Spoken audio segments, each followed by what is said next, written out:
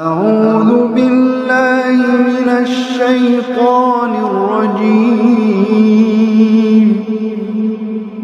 بسم الله الرحمن الرحيم Assalamualaikum warahmatullahi wabarakatuh. Ma'asyiral muslimat, ibu-ibu yang dirahmati Allah Subhanahu wa taala. Kita tahu bahwa malaikat adalah makhluk Allah Subhanahu wa taala, satu di antara tiga makhluk yang berakal, dan penciptaannya lebih dulu dibandingkan manusia ataupun jin. Dan keberadaan malaikat itu harus kita imani. Bahkan sebenarnya bisa kita rasakan keberadaan malaikat itu di sekitar kita. Bagaimana caranya bahwa di sekitar kita itu banyak malaikat? Ketika ibu-ibu merasa terangsang untuk melakukan ibadah, maka ketahuilah bahwa di situ telah hadir para malaikat. Tetapi sebaliknya, kalau ibu-ibu terangsang untuk melaksanakan maksiat, maka di situ hadir banyak syaitan. Artinya malaikat itu kita bisa rasakan ketika hati kita itu ada dorongan untuk melakukan kebaikan, melangkah ke tempat-tempat ilmu seperti siang hari ini kita belajar, atau melangkahkan kaki untuk bersedekah, untuk melaksanakan kewajiban Allah, dan begitu seterusnya. Tetapi malaikat memang dibedakan di antara jin dan juga manusia sebab tidak diberikan syahwat untuk maksiat. Sehingga malaikat itu wa yaf'aluna ma yu'mar. Mereka hanya melakukan apapun yang Allah perintahkan. Mereka tidak akan maksiat sedikit pun. Dan jumlah mereka banyak. Sebagaimana Nabi SAW pernah melihat malaikat di mana? Di Baitul Ma'mur. Jumlah malaikat yang bertawaf di Baitul Ma'mur sehari-harinya itu 70.000 malaikat masuk. Kemudian tawaf, kemudian pergi dan entah berantah kemana dan tidak pernah kembali. Kemudian besoknya juga sama, datang malaikat dengan jumlah yang sama, kemudian tawaf, kemudian entah berantah pergi kemana dan tidak pernah kembali. Dan begitu seterusnya setiap harinya Baitul Ma'mur itu ditawafi malaikat sebanyak itu. Bahkan ketika Nabi menggambarkan bagaimana Jahannam ditarik oleh malaikat, menunjukkan banyaknya jumlah malaikat itu, bahwa Jahannam itu ditarik dan memiliki 70.000 tali kekang. Setiap tali kekang itu ditarik oleh 70.000 malaikat. Ibu bisa bayangkan berapa jumlah mereka. Banyak sekali. Makanya Allah Subhanahu wa taala berfirman, "Wa ma ya'lamu junuda rabbika illahu wa ma huwa illa dzikra lil bashar." Tidak ada yang tahu jumlah berapa malaikat kecuali Allah Subhanahu wa ta'ala. Lah di antara tugas-tugas malaikat, mereka adalah melaksanakan semua perintah Allah. Di dalam kitab ini kita akan mengetahui bagaimana Allah Subhanahu wa ta'ala ketika memerintahkan sebuah perintah kepada para malaikat. Gimana gambarannya? Inilah yang kita akan bahas di sini, dan kita nanti bisa memetik ibrah dan pelajaran bahwa malaikat itu sama dengan kita, sama dengan jin, sama dengan yang lainnya, adalah makhluk Allah Subhanahu wa taala yang tidak memiliki manfaat dan juga tidak bisa mencegah madarat. Taib. Allah Subhanahu wa taala berfirman di sini, hatta idza fuzi'a an qulubihim qalu madza qala rabbukum qalu al-haq wa huwal aliyyul kabir. sehingga apabila telah dihilangkan ketakutan dari hati mereka, para malaikat itu, mereka berkata, apakah yang telah difirmankan Allah Rabb kalian? Mereka menjawab, perkataan yang benar, dialah maha tinggi lagi maha besar. Di dalam surah As-Saba 23 ini, Allah Subhanahu wa taala hendak menjelaskan kepada kita bagaimana Allah Subhanahu wa taala menurunkan wahyu, memerintahkan sebuah perkara kepada malaikatnya. Kemudian setelah pengarang menyebutkan tentang surah As-Saba 23, maka di sini beliau mencantumkan satu riwayat dalam rangka tafsirul hadis, mentafsirkan ayat dengan hadis. Tafsirul ayat bil hadis namanya, mentafsirkan ayat dengan hadis Nabi sallallahu alaihi wasallam. Perhatikan di sini diriwayatkan dalam Sahih Bukhari dari Abu Hurairah radhiyallahu anhu, Nabi bersabda, "Idza qadallahu amra fis samai." Apabila Allah Subhanahu wa taala perintahkan sebuah perintah di langit, dharabatil malaikatu bi ajnihatiha khad'anan liqaulihi, maka para malaikat akan mengepak-ngepakkan sayapnya karena tunduk dengan firman-Nya. Dari sini menunjukkan bahwa malaikat itu punya sayap.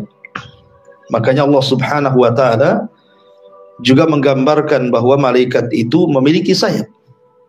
Terkadang 2, 3 atau mungkin lebih. Bahkan malaikat Jibril itu memiliki 600 sayap. Kemudian malaikat-malaikat itu ketika datang perintah Allah, maka mereka mengepak-ngepakkan sayap mereka. Ka'annahu silsilatun 'ala Safwan yang fuduhum dzalik. Firman Allah Subhanahu wa taala yang mereka dengar itu seolah-olah seperti suara gemerincing rantai yang dipukul di atas batu. Jadi kalau seandainya ada rantai, anggaplah rantai kapal, kemudian di depannya ada batu yang sangat kokoh, yang sangat licin, kemudian dibentur-benturkan ke batu, itulah suara gemerincing besi yang dipukul ke batu. Ya. Jadi dahsyat sekali gitu ya. Kalau Allah Subhanahu wa taala hendak memfirmankan sesuatu, menugaskan sesuatu kepada para malaikat, maka terdengar suara gemuruh seperti besi atau rantai besi yang dipukul-pukulkan di batu. Kemudian Nabi SAW melanjutkan sabdanya, hatta idza fuzi'a an qulubihim qalu madza qala rabbukum qalul haq wa huwal aliyyul kabir. Apabila rasa takut mereka telah hilang, maka mereka akan mengucap, apa yang telah difirmankan Rabb kalian? Mereka menjawab, perintah yang benar, kebenaran, dan Dia maha tinggi lagi maha besar. Maksudnya begini, jadi ketika Allah Subhanahu wa taala hendak memerintahkan sebuah perkara kepada malaikat, kita tahu bahwa malaikat satu-satunya yang mengemban wahyu dari Allah Subhanahu wa taala adalah Sayyidul Malaikah Jibril alaihi salam. Jadi ketika Allah Subhanahu wa taala merintahkan sebuah perkara, malaikat yang lain tidak tahu. Yang tahu hanya Jibril saja. Makanya ketika Allah Subhanahu wa taala hendak memerintahkan sebuah perkara, maka Allah Subhanahu wa taala akan membuat gemuruh yang sangat dahsyat seperti gemerincing besi yang dipukul-pukulkan di batu keras. Lah gemuruh dahsyat itu menjadikan seluruh malaikat yang di langit pingsan. Semua yang ada di langit pingsan. Dan yang pertama kali siuman adalah malaikat Jibril. Jibril lah yang pertama kali siuman. dari semua malaikat yang ada di langit yang jumlahnya tidak ada yang tahu kecuali Allah Subhanahu wa taala. Maka Jibril pun menghadap Allah Subhanahu wa taala. Kemudian Allah Subhanahu wa taala akan memerintahkan kepada Jibril dengan sebuah perintah. Boleh jadi perintah itu bentuknya disuruh untuk menurunkan hujan atau menahan hujan, menyuburkan tanah, mengeringkan tanah, mematikan, menghidupkan, menghancurkan, membangun, dan begitu seterusnya. Itu semua awalnya adalah perintah Allah Subhanahu wa taala kepada Jibril. Kemudian setelah Allah Subhanahu wa taala memerintahkan kepada Jibril, maka selesailah perintah Allah kepada Jibril. Maka ketika itulah seluruh malaikat yang pingsan siuman semuanya. Kemudian Jibril pun turun dari menghadap Allah Subhanahu wa taala, pertama menuju malaikat hamalatul arsh, malaikat yang memikul arsh Allah Subhanahu wa taala, yang jumlahnya 8 itu. Kemudian ketika para malaikat pemikul arsh dan malaikat-malaikat sekitarnya bertanya kepada Jibril, "Madza qala rabbukum ya Jibril?" Apa yang difirmankan Allah kepada engkau wahai Jibril? Maka Jibril mengatakan, "Qalal haq," kebenaran, perintah ini, perintah itu, titah ini dan titah itu. Maka seluruh malaikat yang ada di atas arsy, yang ada malaikat pemikul arsy dan malaikat-malaikat di sekitarnya, mereka pun bertasbih semuanya. Semua bertasbih, membersihkan dan mensucikan Allah Subhanahu wa taala. Kemudian setelah itu Jibril akan turun sampai ke langit ke-7. Maka para malaikat di langit ke-7 akan berkata kepada Jibril, "Madza qala rabbuka ya Jibril?" Apa yang difirmankan Rabbmu untuk kami wahai Jibril? Maka Jibril pun memberitahu bahwa Allah memerintahkan ini dan itu, ataupun memerintahkan titah ini dan titah itu agar kalian laksanakan.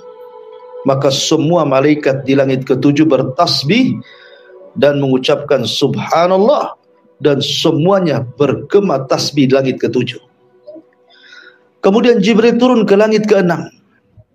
Maka para malaikat di langit ke-6 juga sama mengucapkan kalimat yang sama, "Madza qala rabbuka ya Jibril?" Apa yang diperintahkan Rabbmu untuk kami wahai Jibril? Maka Jibril mengatakan Allah memerintahkan ini dan itu. Kemudian semua malaikat di langit ke-6 bertasbih dan terdengar gemuruh tasbihnya sangat luar biasa. Kemudian Jibril turun ke langit ke-5. Maka malaikat yang di langit ke-5 juga sama bertanya, apa yang diperintahkan Allah kepada kami wahai Jibril? Maka Jibril mengatakan, qalal haq, kebenaran, perintah ini dan itu, titah ini dan itu. Maka semua malaikat di langit ke-5 mereka bertasbih.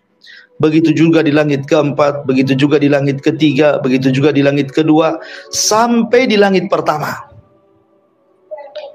Maka para malaikat di langit pertama juga sama. Madza qala rabbuna ya Jibril?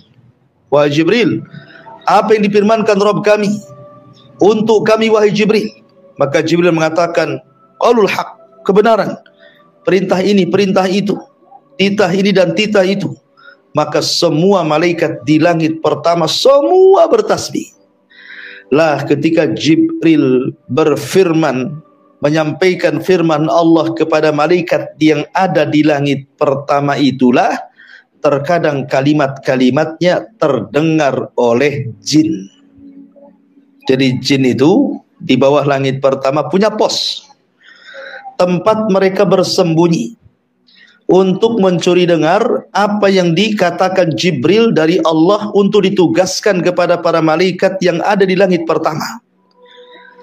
Lah ketika jin itu mendengar satu kalimat, maka kalimat itu kemudian akan disampaikan kepada jin yang di bawahnya, kepada jin yang di bawahnya, kepada jin yang di bawahnya, sampai kepada jin yang ada di bumi.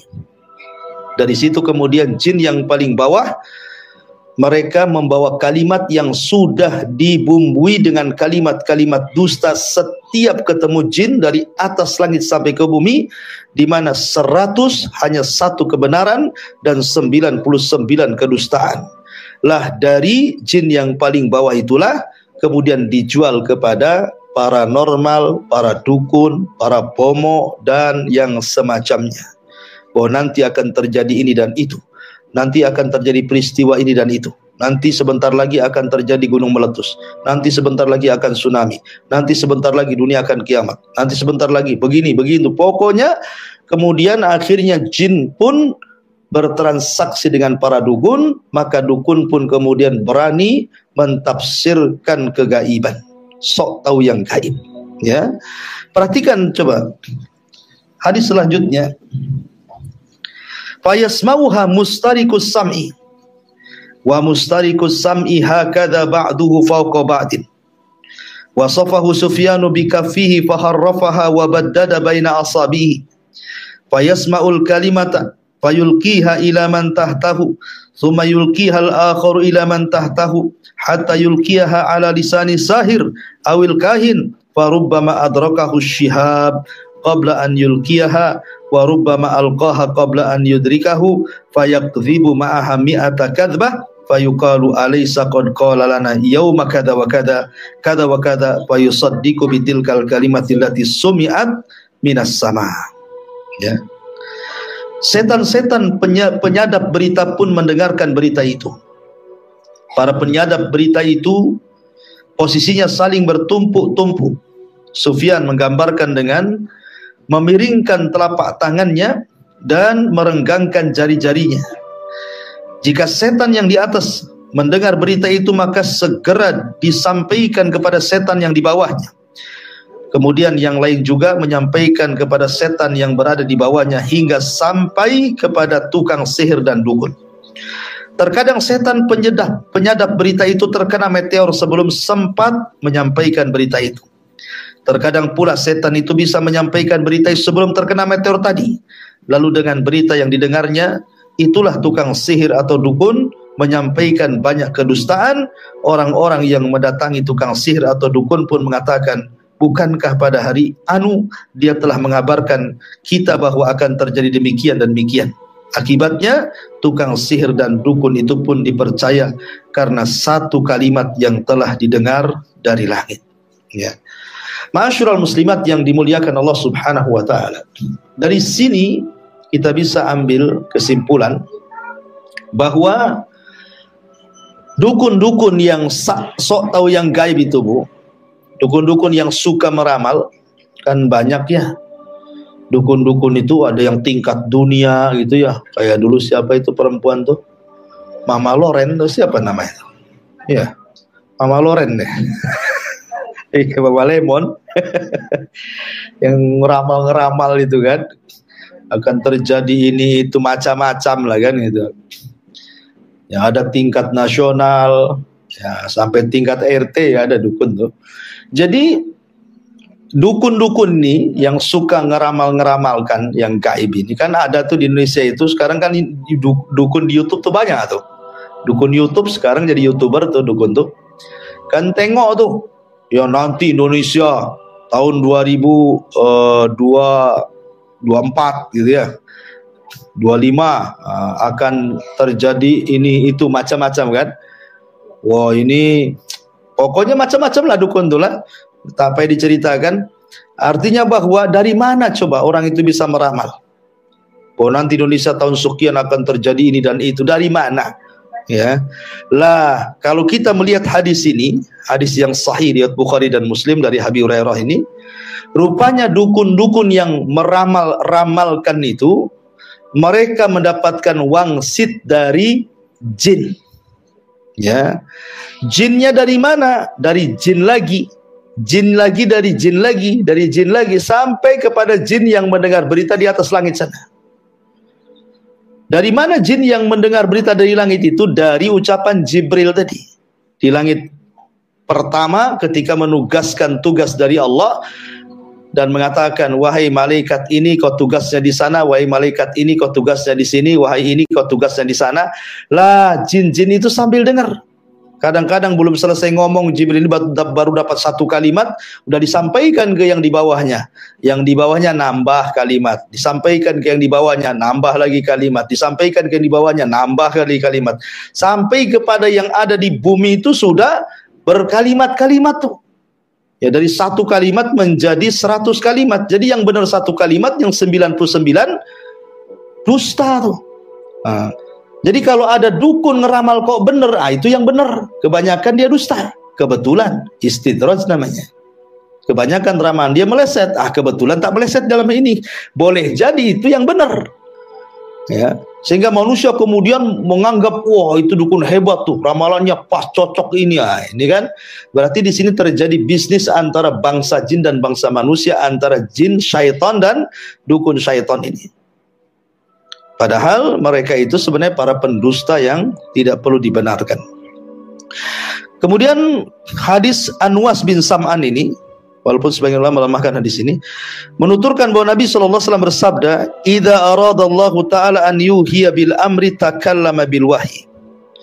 Akhadatis samawati minhu rajfah, aw qala ra'dah, syadidatan khaufan min Allah azza wa jalla, fa idza sami'a dzalika ahlus samawat su'iqu wa kharru sujjadan, fa yaqulu awwal man yarfa' ra'sahu Jibril. Fayukallimuhu Allahu min wahyihi bima arada, thumma yamurru Jibrilu 'alal malaikati kullama marra bisama'in sa'alahu malaikatuha, madza qala rabbuna ya Jibril, fayaqulu Jibril qala al-haq wa huwal aliyyul kabir, fayaquluna kulluhum mithla ma qala Jibril, fayantahi Jibril bil wahyi ila haitsu amarahu Allah azza wa jalla." Apabila Allah ingin mewahyukan sebuah perintah, maka dia pun berfirman dengan wahyu tersebut. Langit pun bergetar keras karena takut kepada Allah. Apabila malaikat penghuni langit mendengarkan wahyu tersebut, mereka pun pingsan dan bersungkur sujud kepada Allah. Malaikat yang pertama kali mengangkat kepalanya adalah Jibril. Allah lantas berfirman kepadanya dengan wahyu sesuai dengan kehendaknya. Jibril lantas melewati para malaikat. Setiap kali dia melewati satu langit, para malaikat yang ada di langit bertanya kepadanya, "Wahai Jibril, apa yang telah difirmankan Rabb kita?" Jibril menjawab, "Allah telah memfirmankan sesuatu yang benar. Dia maha tinggi dan maha besar." Semua malaikat pun mengucapkan seperti perkataan Jibril tadi. Jibril lantas menyampaikan wahyu sesuai dengan perintah Allah Azza wa Jalla. Jadi tadi saya sudah ceritakan bagaimana wahyu itu turun kepada Jibril, kemudian Jibril menyampaikan kepada para malaikatnya. Contohnya umpamanya Jibril ini memerintahkan malaikatnya, turunkan hujan ke ladang si fulan, turunkan hujan ke ladang si Allah. Seperti itu. Makanya kita lihat dalam hadis dalam hadis Bukhari tentang kisah Israiliyat itu. Jadi ada seseorang laki-laki berjalan di galengan sawah gitu ya, di pematang sawah atau di pematang kebun. Tiba-tiba kemudian dia menegak ke langit, ada awan. Kemudian di balik awan itu tiba-tiba ada yang bicara, "Isqi hadiqata fulan, isqi hadiqata fulan." Hujani kebunnya si fulan, hujani kebunnya si fulan. Ini orang yang jalan di pematang sawah ini heran, kok ada suara di balik awan? Dan awannya hitam, kemudian berjalan, diikuti awan hitam itu. Setelah kemudian awan itu berjalan dan diikuti, rupanya awan itu sampai di sebuah ladang. Ketika sudah sampai di sebuah ladang awan itu, tiba-tiba hujan. Anehnya yang dihujani hanya ladang itu saja, kiri, kanan, belakang, depan tidak dihujani. Hanya sepetak itu saja dihujani, habis itu pergi awannya. Jadi heranlah anak muda yang ikuti awan ini. Kemudian dia tunggu siapalah pemiliknya ladang itu. Setelah ketemu ditanya gitu ya, "Ini milik Bapak?" "Iya." "Nama Bapak siapa?" "Si Anu." Kaget ya, karena persis seperti yang dikatakan oleh orang, suara di balik awan itu. Hujani kebun bapaknya si Anu. Kok namanya sama nih? Akhirnya kemudian dia tanya, "Pak, apa yang Bapak lakukan dengan penghasilan kebun ini?" Maka bapak ini mengatakan, "Sesungguhnya setiap aku panen, aku bagi 3. Sepertiga kusedekahkan, sepertiga kembali ke tanaman, sepertiga untuk kehidupan dan keluarga. Rupanya awan itu mendekat karena sedekah dia. Artinya bahwa perintah Allah kepada Jibril, kemudian Jibril merintahkan para malaikat, itu maksudnya apa yang akan dilakukan malaikat baik di bumi, baik di langit, baik di alam semesta, termasuk juga umpamanya menghujani kebunnya si Anu gitu ya, membuat keringnya ladangnya si Anu, ya, membuat seorang bangkrut, membuat seorang kaya, dan begitu seterusnya. Ya, jadi memang itu semua perintah Allah Subhanahu wa taala. Lah dari ini semuanya, dari awal sampai akhir kisah ini menunjukkan bahwa malaikat itu makhluk Allah. Dia adalah pesuruh Allah. Dia adalah tentara Allah. Dia adalah pembantu Allah. Sehingga tidak boleh diibadahi apalagi disembah selain daripada Allah. Karena orang-orang jahiliyah, mereka menyembah malaikat. Malaikat itu disangka anak putri Allah. Sama dengan orang Nasrani mengatakan Isa anak Allah, sama dengan orang Yahudi mengatakan Uzair anak Allah. Maka orang-orang musyrik itu mereka menyembah malaikat. Seperti umpamanya agama Sabi'in itu ya. Agama Sabi'in itu mereka menyembah bintang-bintang. Kemudian mereka meyakini di balik bintang itu ada malaikat-malaikat. Ya, yang merupakan pembantu-pembantu Allah Azza wa Jalla. Maka kita sebagai umat yang bertauhid tidak boleh menyekutukan Allah, menyembah selain Allah, walaupun yang disembah itu para nabi, sampai kepada para malaikat pun tidak boleh disembah. Walaupun malaikat hamba yang tidak berdosa, hanya beribadah saja, tetap saja tidak boleh kita menyembah kecuali kepada Allah. Maka kalau malaikat saja tidak boleh disembah, para nabi saja tidak boleh disembah, macam mana kemudian orang menyembah kuburan, menyembah pohon, menyembah berhala, kan itu ya. Malaikat yang sudah jelas-jelas tidak boleh disembah. Maka dari sini kita luruskan tauhid bahwa yang disembah itu hanyalah zat yang menciptakan. Kalau dia tidak bisa menciptakan, tidak layak disembah. Kalau dia bisa menciptakan, berarti memang berhak untuk disembah. Dan pencipta satu-satunya adalah Allah Subhanahu wa ta'ala.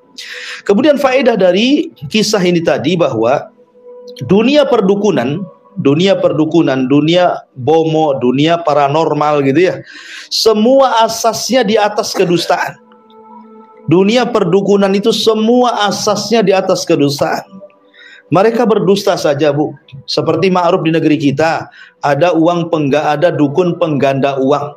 Banyak orang-orang yang datang uangnya pengen digandain, gitu ya. Apa yang terjadi? Yang digandai itu uang si dukun itulah, makin banyak uangnya kan. Tapi uang pasiennya makin hilang lah. Jadi sebenarnya dukun itu asasnya tipu-tipu, Bu. Ya, karena jin yang memberikan informasi kepada dukun itu adalah jin yang tipu-tipu. Bagaimana tidak tipu-tipu? Saya katakan kebenarannya satu kalimat, kemudian dicampur adukan dengan 99 kalimat. Artinya yang benar satu, yang 99 itu dusta. Ketika itu kemudian dijual sama dukun. Jadi dukunnya ketipu jin. Ya kan, karena dia membeli 99 kalimat dusta dan hanya satu kebenaran. Kemudian karena dia ketipu jin, maka akhirnya dukun pun nipu orang yang datang kepadanya. Jadi sebenarnya itu silsilah tipu-tipuan, Bu ya. Jin nipu dukun, dukun pula nipu kita, gitu loh maksudnya ya. Jadi itu silsilah tipu-tipu. Jadi jangan percaya kepada para penipu. Kalau ingin digandakan duitnya, kerja. Ya, insya Allah digandakan duitnya. Usaha, sedekah, itu jelas digandakan. Loh kalau dukun ngapain? Coba banyak orang yang mati loh dibunuh dukun itu kan, gara-gara ngambil hartanya dengan motif katanya ingin digandakan. Itu bisa kita lihat di hari-hari beritanya itu. Ya, jadi intinya bahwa peristiwa-peristiwa langit tadi yang dijelaskan dalam surah As-Saba dan juga hadis Nabi SAW menggambarkan kepada kita bahwa tidak ada makhluk yang boleh disembah selain daripada Allah Subhanahu wa ta'ala, walaupun itu malaikat, para nabi, apalagi para wali, apalagi pohon-pohon, binatang-binatang dan yang semacamnya. Karena la ilaha illallah, tidak ada sembahan yang berhak disembah kecuali Allah Subhanahu wa ta'ala. Wallahu alam, ini yang bisa sampaikan.